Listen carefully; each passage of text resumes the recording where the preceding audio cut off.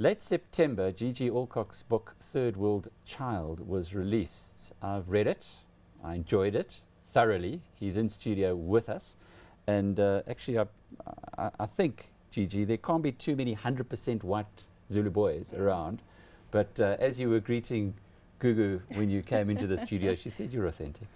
100%. Thank you. Yeah, I have a lot of fun because I don't look Zulu and yet obviously understand and speak it very well. So Do you often, think it? Yes, I do actually. So often when I'm developing work for the work I do, I have to try and explain it back in English to clients or colleagues. My brother also speaks fluent Zulu, and we generally will speak to each other in Zulu a lot because it's easier for us to understand each other. Just to compress your background, you literally did grow up as a Zulu rather than as a white person, and the unusual upbringing gives you an unusual view of where we are in South Africa, hence third world child. Do you feel like a third world person who's been thrown into a first world society here in Johannesburg, sir? I've kind of settled more into it over time, but when I arrived here, I very much felt like I was a migrant worker from Msinga who'd arrived in a battered old taxi and moved into Jeppe Hostel.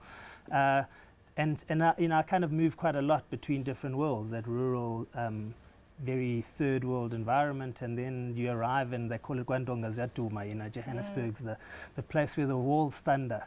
And you can imagine, as an arrival here, the walls do thunder. It's a terrifying place. So, you have this first world and this third world, and I kind of move between those. Do you think that different views on South Africa is actually what's holding us back from progression and moving forward as one country? Yeah, I think there's a lot of issues of race which are unfortunate because, the whole Rainbow Nation issue, which is kind of overstated, is a wonderful thing, particularly in terms of culture and class, which I think the whole thing about our country is different cultures versus tradition, of course, tradition being the old style, culture being what people are, the Zulu, Xhosa, Tswana, whatever it might be.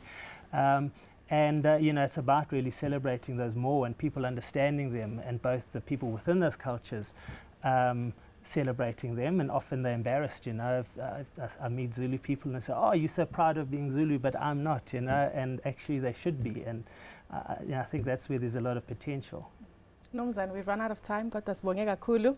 Hopefully you'll come back soon. I thought you'd throw in some Zulu. They said they could hear that it's authentic. But thank you so much to GG Alcock. He's the author of Third World Child.